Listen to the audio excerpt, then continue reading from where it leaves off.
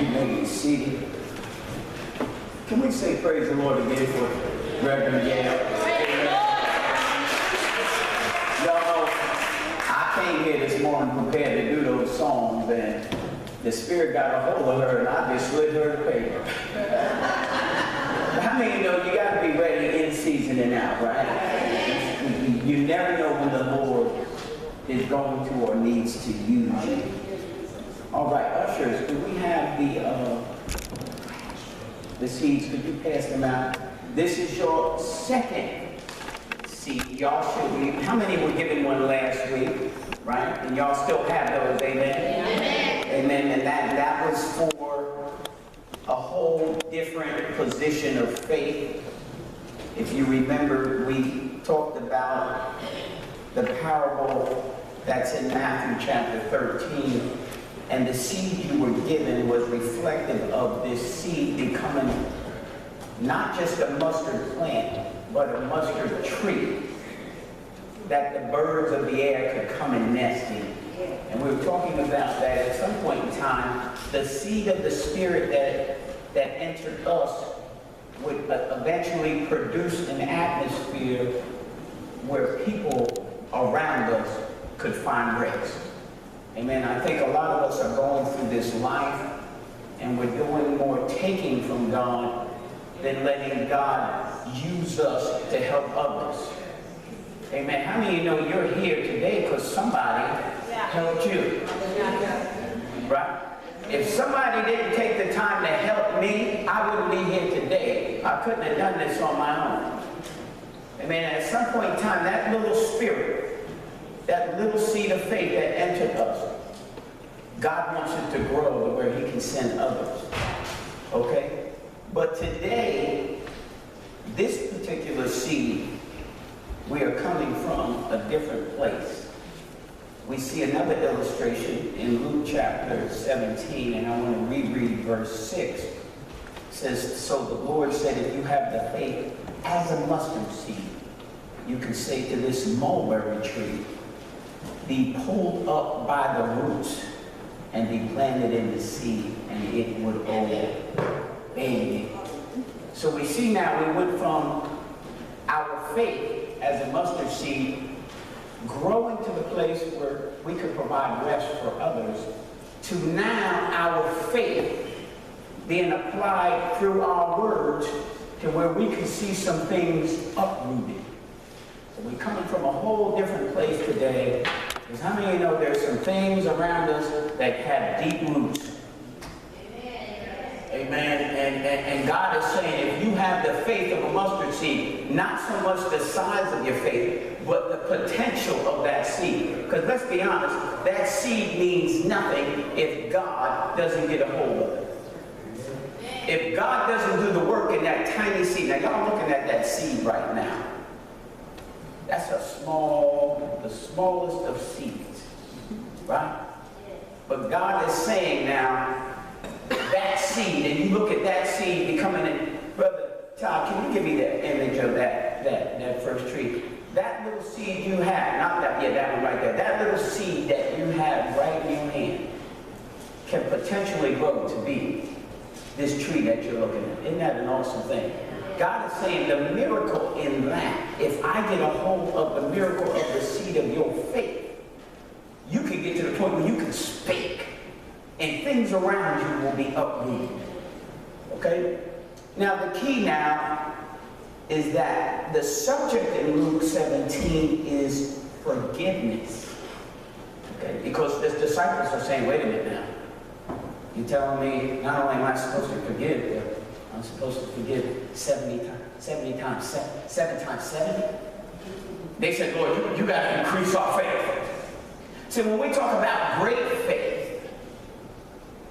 faith, now a lot of us, we don't identify faith correctly. Because for us, faith is about what can I get from God? And not so much what can I do for God? Hallelujah. Let me say it this way. For me, faith is not just about believing God that I might receive something. Isn't that what most of our heart, we're looking to get something? But it is also about obeying God when he tells me to do something. So when we talk about about the great faith now, Luke 17 is talking about forgiveness. Now, the message is not about forgiveness, but it's the fact that we kind of have our own isolated opinions about faith. But when God tells us to humble yourself, when God tells you to forgive a person, when God tells you, well, even though you're right, I need you to still be wrong, right? The greater levels of faith are when the flesh is not happy, when the flesh needs to humble itself. So I've learned over the years now, I've had to trust God for a lot of things. I've trusted God for homes, for cars. I've trusted God when I went to the doctor, right? I've trusted God for my finances. I've trusted Him for a lot of things that position me to receive something. But then I've had to trust God when He said, you know, when He tells me, listen, I know you don't like what just happened to you, but I need you to let that go.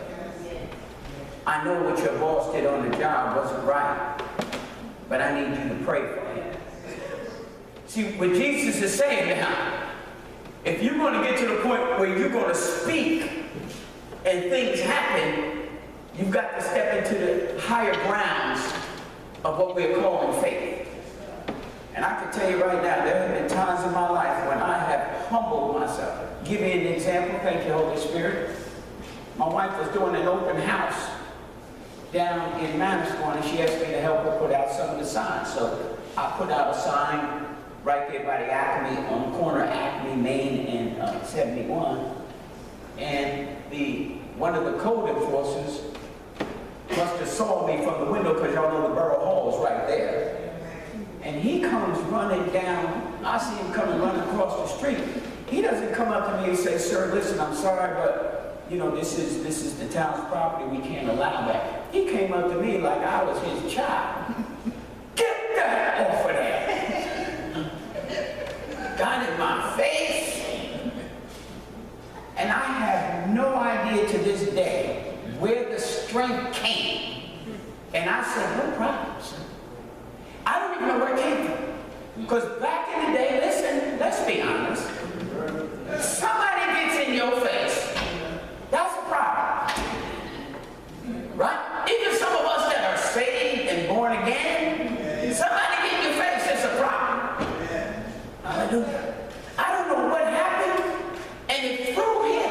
He's like, and then he began to explain why. So it's like my reaction, which I still don't know where it came from. I can't even take credit for it. Maybe one of y'all was praying for me during the day that day. Maybe God had the pastor on your mind. And you know, I'm going to pray for the pastor. I don't know where the strength came from. How many of you know he'll do it? He'll do it. And I just said, okay, no problem, sir. I'll move it right now. And it started me. Well, here we are 3 years later. We're doing some major construction. Who do you think is coming over to check out what we're doing? Y'all not here. See, when you talk about the faith of a mustard seed, when you talk about the faith to humble and forgive, and then you start seeing the greater work of God. Because this man could cause hell for us over here doing this construction. But now we got favor. Because now all of a sudden I got to see him again, and he remembered me. He remembered the humble Mike. He didn't remember the Mike that said, if you don't get the blank, blank, blank out of my face, he didn't get that. Y'all hear what I'm saying? So see, when the flesh is happy, because it's very easy and it feels good to be angry, don't it? It feels good to be resentful. But just know there's no power in it. God can't do the miraculous through our behavior when we're off. But when we humble ourselves, that's when you'll see God. Do I have a witness this morning? All right? Hallelujah. Now, we also read, because what we're looking at now in Luke 17, isn't that mustard seed amazing? That's a tiny thing, ain't it, y'all? Right? So we also read in 2 Corinthians chapter 4, where Paul says these words, for the weapons of our warfare are not carnal, but, what does it say next? Are mighty in God to the pulling down of strongholds. How many in the house know what we're talking about when we say strongholds? Hallelujah. We're going to get into that in a second. But I'll say this, whether it's personal or whether it's through somebody we know, we are all at war with a stronghold. Every one of us in here is dealing with a stronghold. And there's 3 points of reference I would like to present to you that describe the stronghold. All right? Number 1, a stronghold is an emotional establishment within a person that in most cases stem from generational patterns. I want to read that again. A stronghold is an emotional establishment within a person that in most cases stems from generational patterns. A stronghold can develop out of nowhere. You can go through a bad relationship and be deeply hurt, and all of a sudden you start drinking. But the majority of strongholds stem from generational patterns. And it wasn't until I became a Christian in 1979, it wasn't until 1995 that I realized I need to battle these strongholds in my life. And some of them were personal, and some of them had to do with others. But I thank God that because I've learned to humble myself and I pay attention, see, because strongholds are not something that are going to turn around in one day. You're going to have to be patient when it comes to tearing down strongholds. You're going to have to attack it constantly. I've been attacking the same stronghold for the last 22 years. Hallelujah. But I thank God the strongholds from my generational patterns, the patterns that were before me, I thank God that the roots have been pulled out of the ground. How many know what I'm talking about? That you have had to fight some things that are generational, that are patterns that stem from your family way back years ago. Because whether you realize it or not, that is the strength of the power of darkness. If you will face anything with strength, it'll be generational. Stuff that goes way back. All right? Y'all with me so far, right? So we're talking about 3 points of reference that describe a stronghold. And this is another one. This is the second one. The strength of the stronghold is the generational roots. Can you give me that next photo there, Tom? Look at that root system, y'all. That tree and those roots go way back. We're talking years of deep roots. And I thank God because starting in 1995, God began to show me that I was attached to some root systems. And that I needed to begin to seek Him to be delivered. See, Christianity, we got to work at this all the time. And I know that when I leave y'all on Sundays, believe me, y'all need to pray for me because sometimes I feel I get down sometimes because I present to you what God gives me. Because this walk is not easy. But I know the rewards. I know the blessings. So therefore, a lot of the messages are always challenging. They're always fine-tuning. But we have an evil one out there. And he's not playing games. And he's trying to take you out. He's trying to take our loved ones out. And he knows that if you lock in to the blessings of what God has said, that you are going to see things magnified in your life. You are going to see the small seeds become huge trees. You are going to see God do things.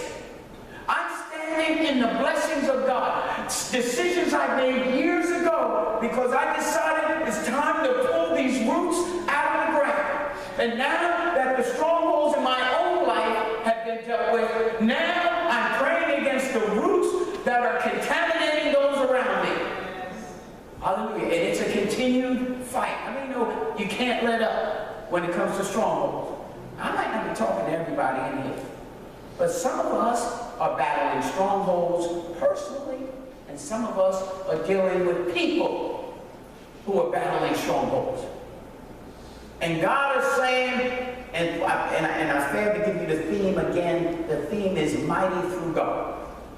God is saying, my weapons, through me, those strongholds can get torn down. Now we're going to get a picture now of what a stronghold is. Okay? And this is number 3. The deception behind the stronghold is twofold. So let me recap.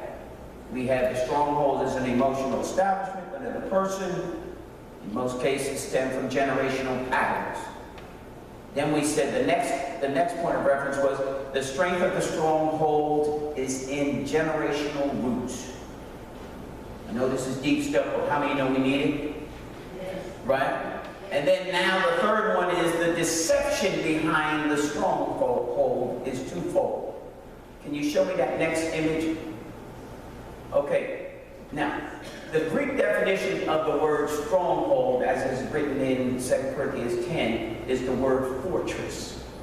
So when you're looking here at this wall, this is an ancient wall. This is what we would call a fortress or a stronghold. Now, if we apply it to what the Spirit is saying to you and I, there is deception behind the stronghold, and it affects those who are outside the wall, and it affects those who are behind the wall. So let me say this to you this way. Those of us who are on the outside of the wall, we know people who are bound to the point where there is a wall and they are behind that wall and it looks impossible for them or for us to get through that wall, or for God to get through that wall to get to them. Okay? The stronghold now represents those we know who are bound to addictions, those who are battling anger. How many of us know somebody that just is so angry they're dangerous, right? We know those who are bound behind the wall, because this fortress now provides a safe place, and that's the deception, because those who walk around with addictions, those who walk around with no self-esteem, who are insecure, and these things run deep, believe it or not, it becomes a safe place. And we're looking from the outside, we're saying, God, I don't see how this person is ever going to be delivered from behind that wall. But God is saying today that my weapons are mighty. And it doesn't matter how deep the roots are. If you do your part, eventually those walls will come down. I will tear those strongholds down. Then you have those of us who are behind the wall.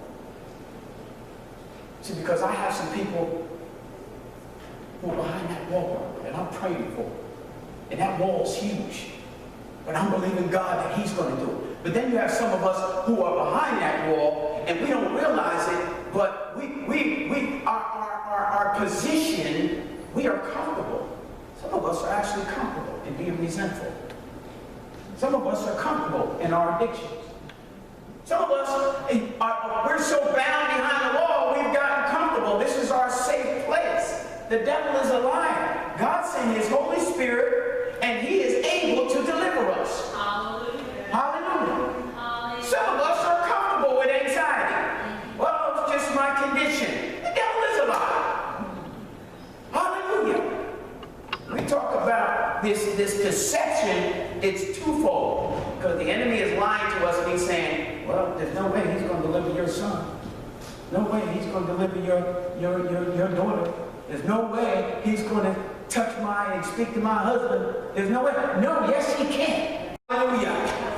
We give God praise this morning. Hallelujah. All right? So now, we've covered now 3 points of reference that describe the stronghold. Now let's get into some strategies of warfare. I think you have those 2 scriptures together, don't you, Tom? Yeah. Now, we read these 2 scriptures. okay? They are basically saying the same thing, right? First thing we want to discuss here when we talk about strategies, our faith is highlighted by the extension of our warfare. So if you want to really highlight your faith or where you are with faith, you can look at how you war. Whether or not it's carnal or whether it's not, it's through the Spirit. Because remember, the scripture says now, the weapons of our warfare, they're not carnal weapons. Right? So every time we fight within ourselves, we're not going to see the magnitude of God. Right? Look at these two scriptures. If you have the faith of a mustard seed, for the weapons of our warfare are not carnal. Faith, our weapons of warfare. Y'all seeing that, right? Right? So, like I said, if you're having issues, example, if you're having issues on the job, and your boss or your supervisor get on your last nerve, how are you warring in that situation? Right? Because if your faith is going to reflect the mustard seed, where if God gets a hold of it, he can do some great things, then your weaponry cannot be carnal. If you'd allow someone on the job, and you're going around blah, blah, blah, blah, then guess what? You're on your own. Yes. Right? So therefore, God can't step in and do what he can do. Now, for time's sake, we got to do communion. I won't tell you the story about what God did on my job. But I'm here to tell you, the times I got out of God's way on my job, he stepped in awesome fashion. All right? So our faith is highlighted by the extension of our warfare. You say, okay, look at how you handle things. Well, I'm not happy with the way my wife is doing things. Or I'm not happy with the way my husband is. The question now is, well, how are you warring? Shows your faith. How are you handling that? Because remember now, when he talks about the mulberry tree, he doesn't say, we're going to go get a big, huge backhoe and dig it up. He says, you're going to say to the mulberry tree. So how many of you know we're doing more damage now with what comes out of our mouth, right? All right, so we talk about strategies. Our faith is highlighted by the extension of our warfare. And then the next one is the might of our weapons will depend on our action and our words. The might of our weapons will depend on our action and our words. Right? You will say to the Lord words. Hallelujah. I had a situation this week. And how many know the enemy doesn't do anything different? How many know he uses the same attacks? Does he not? He uses that same family member. He uses that same person on the job. He doesn't do anything different. And I found myself getting hit with something this week. And I remembered the message we preached with Paul and Silas at midnight. How many of you were here? And you know what I did? I sang a hymn. Hallelujah. Right? Because I didn't want to respond with carnal weaponry. Because it will be reflected in what you say. What you say and how you act shows how you fight. I choose to fight with God's rules and his regulations. You know, God turned that whole thing around by the end of the week. He turned the whole thing around. And I can't tell you the story because it's involving some folks that you probably would know. But I'm here to tell you, what are we speaking at that time? The might of our weapon will depend on our action and our words. Okay? And then finally, the stronghold is destroyed by pulling out the roots. You can give me that last photo. Y'all see that tree right there, y'all? Y'all see that tree? I know the first thing y'all think about, man, that was a bad storm. What I want y'all to see is the roots. Hallelujah. There have been things that are generational that I was connected to the root, and that thing's out of the ground. Hallelujah. And am I the only person in here you can't identify with a root that God pulled it out of the ground? See, the root system is the problem. And when you're dealing with strongholds, many of us, because we're fighting with carnal weaponry, we're not getting to the roots. Hallelujah. And I thank God that the root is out of the ground. Now, the strongholds that are connected to people I know, I see one by one the strands breaking. And every time I go into prayer, my prayer is, God, pull the root out. And I can start to see now that that tree is only hanging on by a string. I'm talking about the generational roots that go back in my family. They are being cut off. If you want to talk to me about being a Christian and the strength of your walk, then you need to tell me what is God doing about the root system and about the generational patterns. I'm believing that my grandkids will not be subjected to the stuff that happened back there, but they'll be coming to God, glorifying His name, and living and standing in freedom. Amen.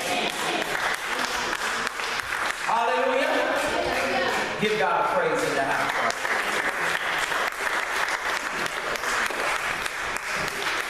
Mighty through God.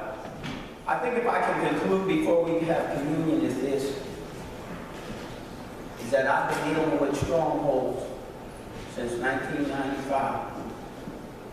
And I realized that like that seed can't become a tree unless God magnifies it and God does something supernatural. We need God involved if we're going to see the root system and strongholds torn down. Amen, y'all? So now when you take that seed home, that's the seed that identifies now that you are, it's going to highlight the strongholds maybe that are personal, but also those that are connected around you. And when you see that seed, you know, at the men's, how many men were at the men's breakfast? Did we not have a blessed time yesterday? Woo, man. And Brother Dennis was saying, you know, we were going around the room saying, what are some of your struggles? And Brother Dennis said, you know, I'm asking the Lord to help me with this anger. And he was just being real. He said, especially toward this one person. And we had some powerful prayer. The point I'm making, if Dennis